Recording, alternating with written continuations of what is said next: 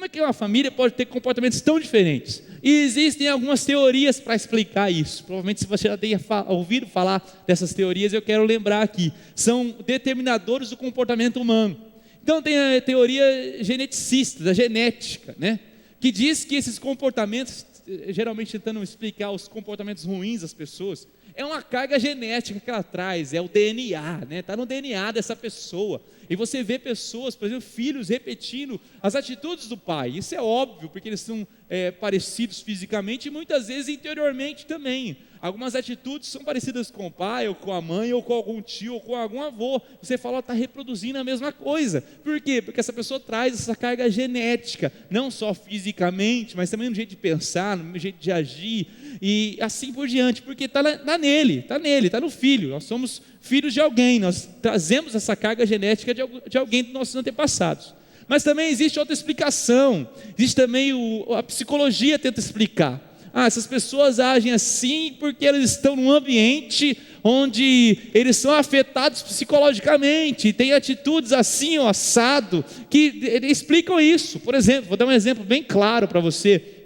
Se você conhece uma família em que o pai não é tão mandão, assim, não é tão firme, um pouco mais passivo, mais pacato, e já a mãe já não, a mãe já é mandona, autoritária, né? Quem que manda em casa? A mãe vai mandar em casa, e a psicologia às vezes fala que isso tem algumas consequências. Por exemplo, às vezes um filho homem, né, tem alguns trejeitos um pouco mais, né, diferenciados, e às vezes não é tão firme em suas atitudes, e toma a passividade do pai, e muitas vezes, né, isso não é regra, mas muitas vezes isso reproduz. Nas filhas, por exemplo, as filhas vão reproduzir muitas vezes o que a mãe é dentro de casa, e vão buscar um marido um pouco mais passivo, porque elas querem continuar mandando no seu marido, porque ela aprendeu isso em casa. A psicologia explica isso, uma carga psicológica que você traz, no ambiente que você está inserido. Também as experiências que você teve no passado. Por exemplo, pessoas tiveram traumas na infância, foram abusados quando eram pequenos, ou então passaram por uma separação de seus pais, ou você mesmo passou por uma separação na sua vida. Você não planejou isso, mas aconteceu na sua vida. São limitadores da psicologia que tenta explicar isso e trazer uma solução para você. Há também uma terceira explicação que vem da sociologia. A sociologia quer dizer o seguinte: as pessoas são limitadas, têm comportamento X ou comportamento Y. Por quê? Porque muitas delas não tiveram a mesma oportunidade que outras. Por exemplo, se você nasceu numa família um pouco mais recatada, para não dizer mais simples, ou uma família pobre, e você não teve as mesmas oportunidades que outra pessoa que nasceu numa família rica, você não estudou nos mesmos colégios, você não teve acesso à educação como aquela pessoa teve. Quem sabe você pode ver uma pessoa de extrema pobreza, pessoas que vivem em favelas, em condições que não sabem nem o que vão almoçar ou jantar no dia de hoje. Por quê? Porque não tiveram esse acesso como muitos de nós tivemos. E a sociologia fala que a solução para eles é a educação, é uma boa política, uma boa economia. A psicologia explica que essas pessoas têm que lidar com seus traumas interiores, é por isso que existem os psicólogos, é por isso que existe a instituição chamada igreja, onde você tem acesso aos pastores para conversar, onde você pertence a uma célula, você pode abrir seu coração, ter pessoas para passar por esses momentos juntos. É por isso que a psicologia cria tantos mecanismos para curar essas pessoas, e a genética também. Claro que essas três explicações são óbvias, é claro que você já ouviu falar disso, é claro que todas elas são verdadeiras, é claro que eu carrego uma carga genética dos meus antepassados, do meu pai, eu sou parecido com eles, fisicamente falando, eu tenho um jeito de pensar muito parecido com eles. Muitas vezes as pessoas me olham e falam: você parece com teu pai, você agiu que nem seu pai. É ser normal, como eu e você. É claro que nós temos nossas limitações psicológicas. Quem aqui não tem traumas? Quem aqui não tem que lidar com eles todos os dias? Quem aqui não tem limitadores psicológicos que você tem que lidar com eles? Todos nós temos experiências ruins ou boas que nós tivemos, que causam limitações. E quem aqui não tem limitadores sociológicos também? Não quer dizer que você nasceu numa família abastada, rica, que você não tem que lutar para estudar, para ter uma vida abençoada. Mas graças a Deus, não é que você tem esses limitadores que você precisa ser uma pessoa limitada. Porque essas três explicações não contaram com uma grande explicação. Quando Deus entra na vida do ser humano, de um homem ou de uma mulher, não há limitadores para a vida deles. Não há carga genética, Não há identidade no DNA que possa mudar isso. Não há trauma psicológico que não possa ser curado. Não há classe social que possa te limitar em alguma atitude. Não há, porque o homem e a mulher de Deus, eles são capacitados pelo Senhor Deus. E quando a gente fala sobre família, a gente fala de Natal, eu fui procurar uma família muito interessante da Bíblia. Família que eu e você provavelmente não conheçamos profundamente. É a família do nosso Senhor Jesus Cristo. Você já teve a curiosidade de conhecer um pouco dos integrantes da família de Jesus? Sabe então você que na Bíblia está registrada a árvore genealógica de Jesus, a genealogia de Jesus, os membros da família de Jesus. E pasmem, senhores e senhoras, poucas pessoas tiveram uma família com tantos problemas quanto a família de Jesus. Ao final dessa mensagem, você vai falar assim: minha família é uma bênção. Até a minha tia fofoqueira eu amo, a minha sogra eu amo de paixão. Quando você olhar e entender os integrantes dessa família de Jesus Cristo, você vai ter uma nova compreensão sobre a sua própria vida. Então convido você a abrir Mateus capítulo 1. Nós vamos ler os primeiros 16 versículos. Por que será que Mateus escreveu a genealogia de Jesus Cristo? E aqui está uma figura sobre a genealogia de Jesus Cristo. Tudo que você leu aí nos primeiros versículos está descrito aqui. Desde Abraão a todas as pessoas que nós lemos aqui até chegar ao Senhor Jesus Cristo. É uma representação da árvore genealógica de Jesus. Por que para a nossa cultura é tão chato ler essas coisas? Porque para nós hoje nós temos carteira de identidade, né? Nós temos documentos. Tem cartório civil de registro, tal. Você vai lá e mostra quem você é. Você tira a sua documentação e mostra: sou filho de fulano, de ciclano. Está lá escrito. Mas nos tempos de Jesus não havia isso. Não havia documentos, a não ser os mais nobres, os reis, as pessoas de grande importância, tinham um documento da filiação deles. Do contrário, não tinha nada. Então Mateus se preocupa em escrever sobre Jesus Cristo, e antes de escrever a história de Jesus Cristo, o nascimento, a vida, a morte e a ressurreição, ele começa tratando sobre a família de Jesus. Ele escreve para os judeus mostrando: olhe quem é a pessoa que eu vou falar. É uma pessoa que existiu na história, é uma pessoa que tem seus antepassados, é uma pessoa que tem uma linhagem. Aliás, essa linhagem vem de pessoas muito importantes que foram citadas no Velho Testamento. Ele veio da raiz de Davi, ele é filho de Abraão. E ali, Mateus, inspirado pelo Espírito Santo, coloca nomes de homens e mulheres, nomes ilustres, nomes não tão ilustres assim, mas ele descreve a família de Jesus, a genealogia de Jesus Cristo.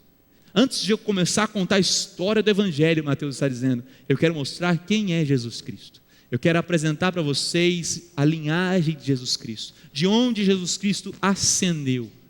E ele começa falando no primeiro versículo. Ele fala: ele é filho de Davi, e ele fala: ele é filho de Abraão. O que ele quer dizer com isso? Ele fala assim: eu vou começar a contar a história de um homem que nele mesmo houve a concepção de duas promessas. Cumpriram-se duas promessas. A promessa feita a Abraão, você conhece a história? Diz: Abraão, em ti serão benditas todas as famílias. Vamos lá, gente. Todas as famílias da terra. Em Jesus Cristo veio se cumprir isso.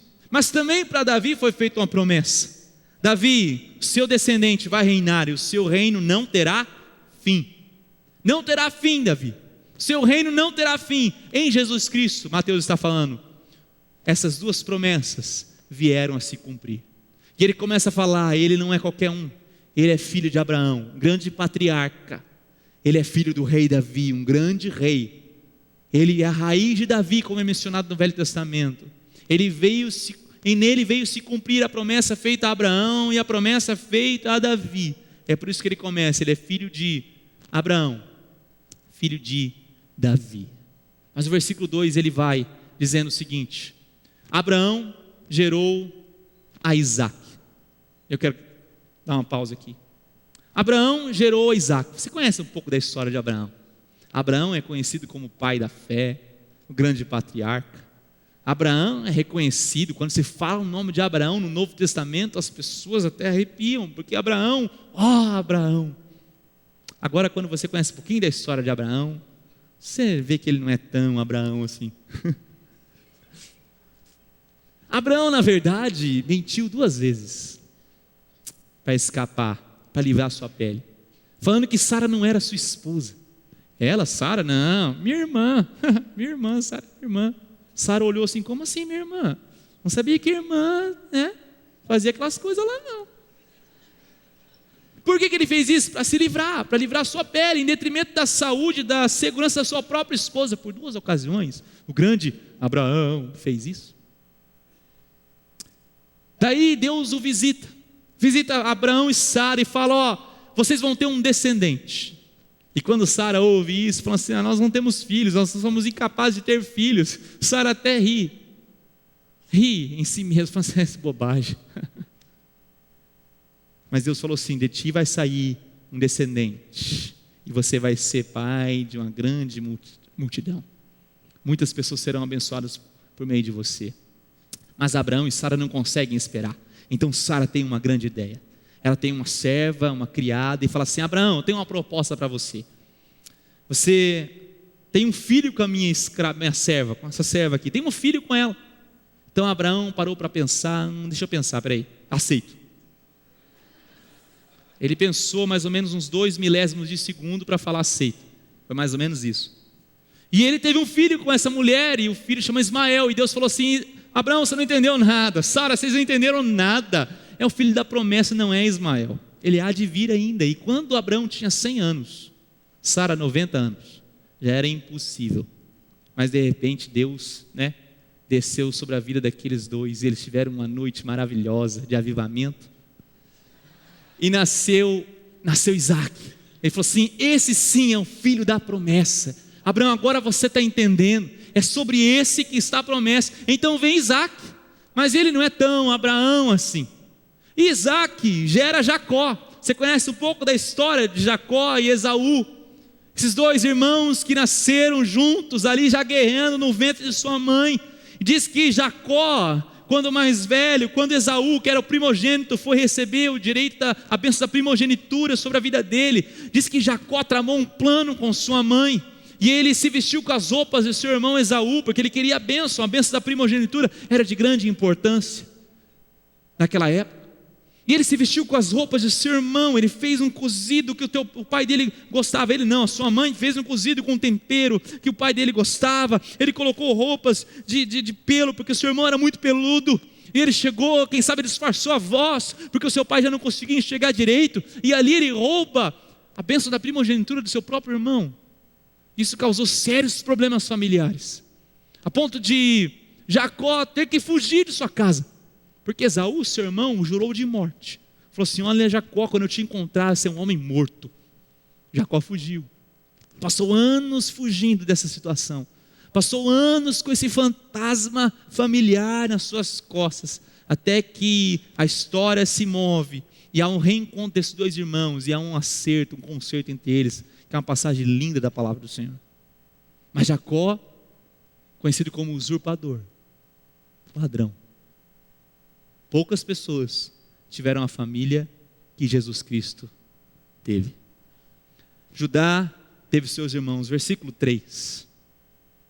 Judá gerou de Tamar a Pérez e a Zera. Pérez gerou Esrom, Esrom Arão, Arão gerou Aminadab, Aminadab a Nasson, Nasson a Salmão, e não é aquele peixe Salmão. Salmão gerou de Raabe a Boaz. Esse pessoal eles dão mais risada. Eu falei de manhã, ninguém deu risada. Esse de Ruth gerou a Obed, e Obed a Jessé. Que coisa linda, um gera o outro, que família maravilhosa. Olha só, Judá gerou de Tamar 2 filhos, são gêmeos, Pérez e Zera. Que coisa maravilhosa, até você entender que Tamar era a nora de Judá, não era esposa de Judá. Até você entender o contexto disso tudo. Tamar era esposa de um dos filhos de Judá, e esse filho vem a morrer. E na época, um outro filho de Judá teria que assumir Tamar para dar descendentes a ela. A mulher tinha valor pela descendência, pelos filhos que ela tinha. Então, Judá designa outro filho, mas esse filho, com inveja do seu irmão, não gera filhos para Tamar. Então, Tamar fica sozinha novamente. Judá, seu sogro, fala, olha, volta para a sua cidade, espera lá até que o meu filho mais novo, quando ele tiver idade para procriação, quando ele for homem, eu chamo você e ele vai te assumir e vai te dar descendentes. E Tamar espera anos, passam-se os anos, e Judá esquece de Tamar. Judá não dá o filho dele para dar descendentes para Tamar. Tamar fica muito entristecida e angustiada, então ela tem uma ideia maligna. Ela ouve falar que Judá, seu sogro, está passando por aquela cidade. Então ela se veste de meretriz, se veste de prostituta, com um véu no seu rosto. E as prostitutas ficavam à entrada da cidade, muito parecido com os dias de hoje, né? À entrada da cidade. E Judá passou por aqueles portais e viu aquela prostituta, mas ele não reconheceu que era Tamar. Então Judá se deita com aquela mulher. Meses depois chega-se a notícia que essa mulher, essa prostituta, estava grávida de Judá. E foi revelado que não era uma prostituta comum, era a sua própria nora. Poucas pessoas têm uma família como a família de Jesus Cristo. O texto continua. Tem um outro nome aqui, Raabe. Você conhece a história de Raabe? O povo de Deus estava para conquistar a terra prometida e uma das grandes conquistas foi a grande cidade de Jericó. Você conhece quando as muralhas de Jericó vieram abaixo. Mas um pouquinho antes, o povo mandou espias para entender um pouco da cidade, da arquitetura, do povo, como é que eles estavam pensando. Esses espias, ao adentrarem em Jericó, que era muito fechada, eles são perseguidos por algumas pessoas e encontram abrigo aonde? Na casa de Raabe. Mas Raabe era uma prostituta. Na verdade ela era muito mais que prostituta, ela era muito bem conhecida ali naquela cidade. Ela era chefe de um bando de prostitutas. Raabe esconde aqueles espias e temendo a Deus, ela pede misericórdia para aqueles homens, porque aqueles homens falaram assim: o povo vai invadir essa cidade, a cidade vai vir abaixo. Povo, Deus já entregou Jericó nas nossas mãos. Então Raabe pede misericórdia por ela e pela sua família. Então os espias dizem: olha, amarre esse lenço, esse tecido de escarlate na sua janela, e esse será por sinal, todas as pessoas que estiverem dentro dessa casa serão poupadas, quando o povo de Deus invadir Jericó.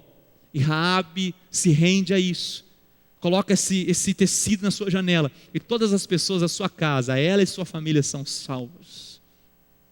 De uma meretriz, ela passa a compor a genealogia do nosso Senhor Jesus Cristo. De uma meretriz, ela se torna a tataravó do rei Davi. De uma prostituta, a tataravó de um rei.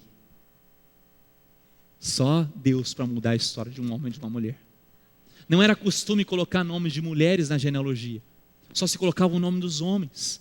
Só um homem passava essa carga para a sua família. O seu nome, a sua descendência, a sua ascendência era pelos homens. Mas Mateus, inspirado pelo Espírito Santo de Deus, faz questão de colocar alguns nomes de algumas mulheres para mostrar que a família de Jesus Cristo era composta sim por pessoas falhas como Tamar, por pessoas que tiveram o seu passado escuro, como Raabe, como Abraão, como Jacó e outras pessoas que nós vamos ver. Próximo slide. Pode passar mais um. Jessé gerou ao rei Davi. E o rei Davi a Salomão, da que fora a mulher de Urias. Mais uma mulher é mencionada aqui, mas não se coloca o nome dela. Fala assim: olha, Davi teve um filho chamado Salomão, com a mulher, com a esposa de Urias. Quem não gostaria aqui de ter na genealogia o nome de um rei? Não é verdade? Ó, quem que é seu tio? O rei Davi. Ou vamos pensar no hoje. Quem que é sua tia? A rainha da Inglaterra. Que isso, a rainha da Inglaterra, sua tia é minha tia, irmão. Aqui, rei Davi mencionado, mas ele não coloca assim: Jessé gerou o rei Davi, um grande rei que trouxe vitórias para Israel, que trouxe paz durante tantos anos, que trouxe tantas conquistas, o grande rei Davi, vencedor. Não, ele não exalta o rei Davi. Ele fala: o rei Davi concebeu Salomão, da que fora a mulher de Urias. Ele aponta um grande problema, um grande pecado na vida de Davi. Davi é colocado na mesma lista com prostitutas. O grande rei Davi, o grande patriarca Abraão, é colocado na mesma lista com Tamar, com Raabe, com outros nomes que nós vamos ver. Pessoas cheias de falhas. na genealogia onde está o rei Davi, o grande rei Davi, também estão prostitutas. Mulheres e homens com passado escuro, cheio de falhas. Mas o texto continua, versículo 7. Salomão gerou Roboão. Se você conhece um pouquinho da história de Roboão, Roboão, filho de Salomão, ele arruinou todo o reino. Ele dividiu, ele trouxe confusão no meio do povo, confusão na sua família, ele trouxe divisão de tudo, ele arruinou tudo que Davi e Salomão haviam construído. O grande Roboão, ele está escrito aqui na genealogia de Jesus Cristo. E se pudéssemos passar por esses homens, tantos nomes aqui, nós perderíamos a noite inteira. Muitos fatos, coisas boas, coisas ruins, como por exemplo Ezequias, um grande rei, um rei que tirou todos os postes ídolos, um rei que trouxe adoração ao único Deus, ele tirou toda a idolatria e trouxe a Israel o centro da vontade de Deus. Mas se levanta o seu filho Manassés, que tem mais nome de faraó do que outra coisa. Manassés queimou a seu filho como sacrifício. Adivinhava pelas nuvens, era agoureiro, tratava com médiuns e feiticeiros, prosseguiu em fazer o que era mal perante o Senhor, para provocar a ira. Manassés, um feiticeiro, foi capaz de queimar o seu próprio filho para uns deuses que ele levantou, profanou os altares do Senhor. Está mencionado na genealogia de Jesus Cristo, está incluso na genealogia de Jesus Cristo. É fato, Jesus Cristo ascendeu desses homens e dessas mulheres cheias de falhas e limitações. Poucas pessoas tiveram a família que Jesus Cristo teve. E para resumir, último versículo, versículo 16. Então vem a redenção. E Jacó gerou a José, marido de Maria, da qual nasceu Jesus, que se chama o Cristo. Aleluia. Houve uma transformação de uma família tão deturpada, cheia de problemas, cheia de limitações. Deus conseguiu tirar algo bonito, novo, restaurado. O próprio Senhor Jesus Cristo. Deus escolhe Maria, e os estudiosos dizem que Maria era uma adolescente, por volta dos seus 14 anos, ela recebe a mensagem do anjo de que ela iria conceber o Salvador do mundo, concepção do Espírito Santo. E você verifica muito bem na genealogia que o primeiro filho a ser mencionado que nasceu foi Isaac, nascimento sobrenatural, e o último filho é Jesus, outro nascimento sobrenatural. Maria era uma jovem que estava compromissada com José. Era como se ela tivesse noiva de José. Estava comprometida com José. Mas de repente, José começa a perceber um volume. Falou: Maria, o que está acontecendo? Não é à toa que José resolve abandonar Maria. José temeu. José deve ter pensado: acho que Maria não conseguiu esperar. Maria deve estar apaixonada por outra pessoa. Eu vou deixá-la. Mas daí Deus, aprove a Deus, através de um sonho, falar com José, e José entende que aquilo era obra do Espírito Santo de Deus. Agora, pense comigo, você acha que foi fácil para Maria? Você acha que foi fácil para José? Você imagina as pessoas falando: ah, Maria vem com essa historinha do Espírito Santo. Ai, que safada, bobo ainda é José.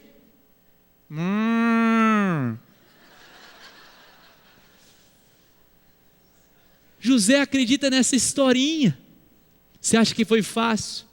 Quantas fofocas eles ouviram, quantas bobagens chegaram aos ouvidos deles, mas eles enfrentaram tudo isso porque eram a resposta de Deus sobre a vida deles.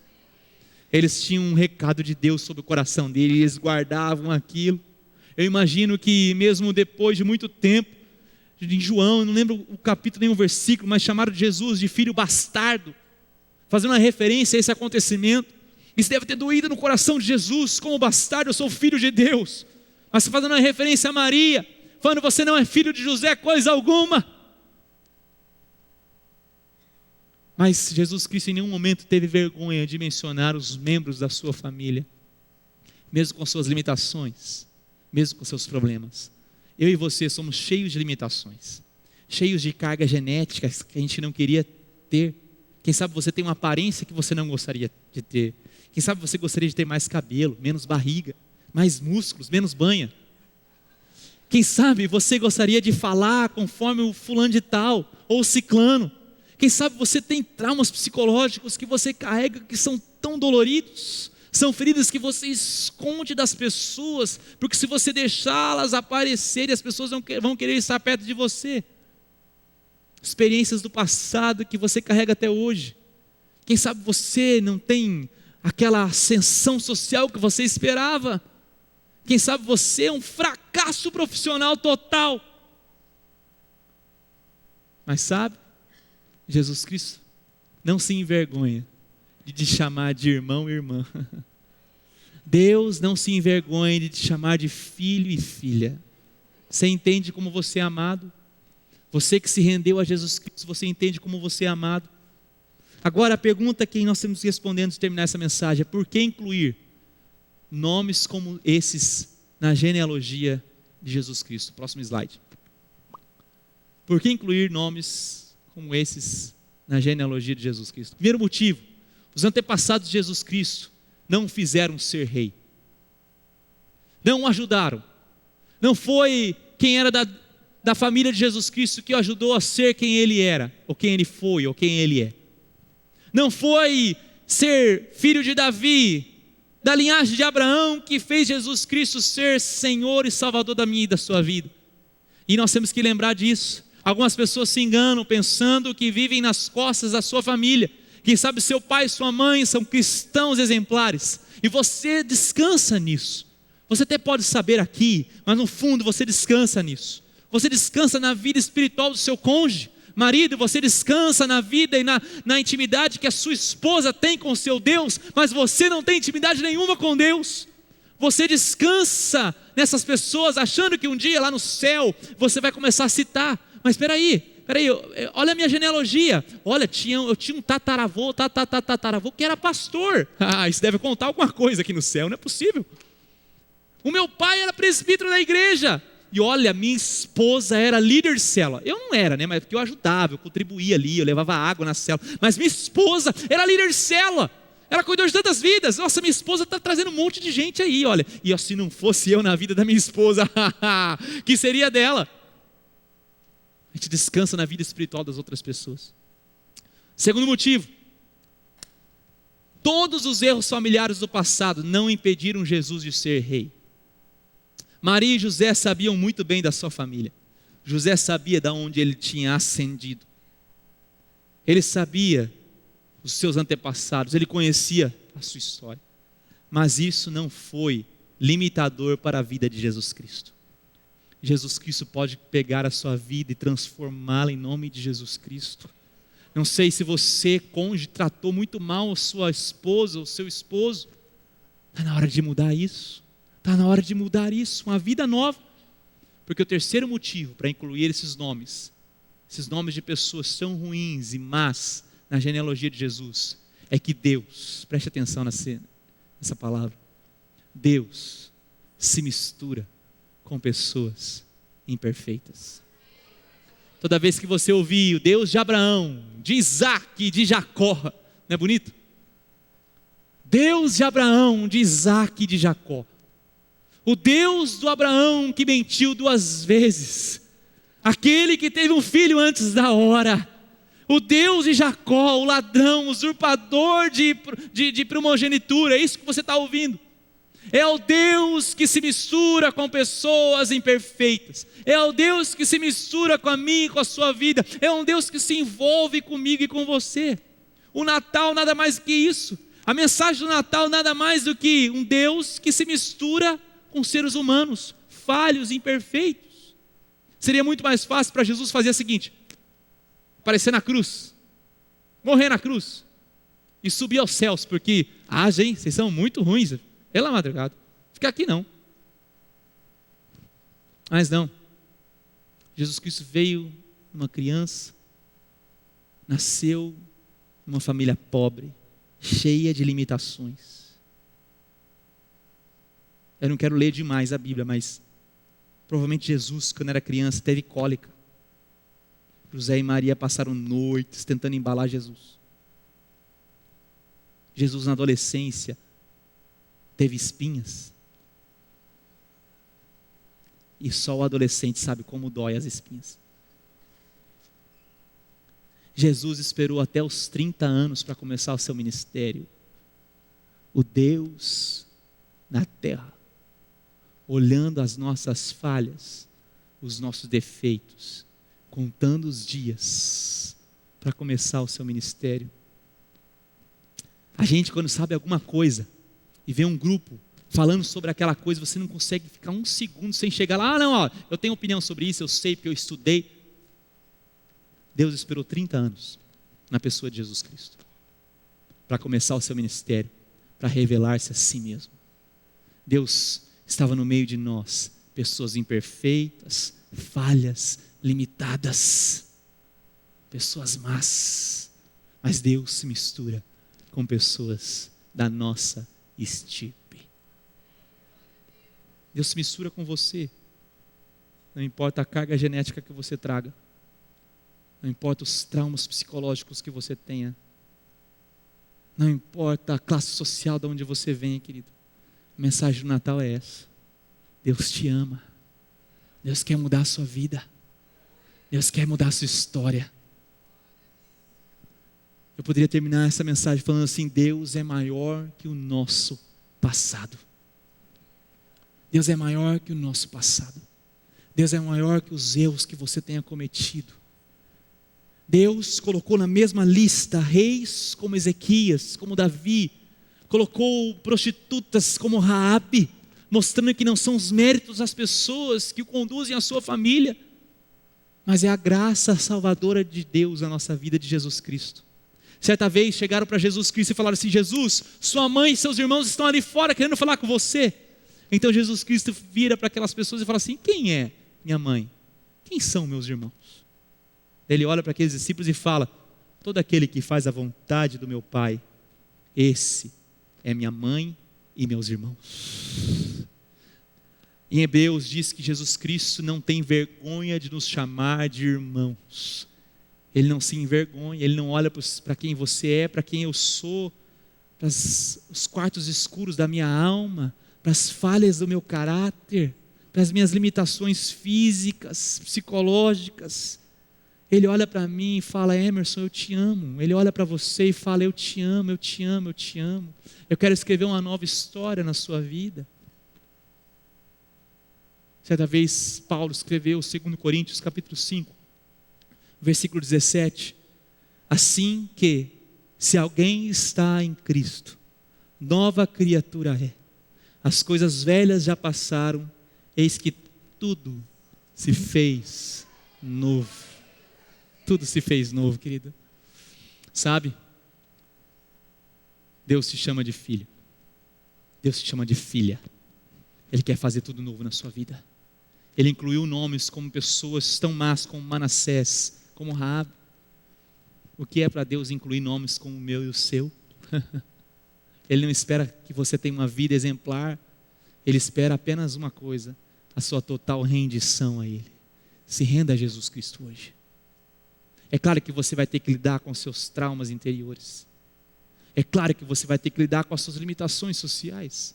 Mas a igreja é o único lugar onde um rei se assenta do lado de uma ex-prostituta.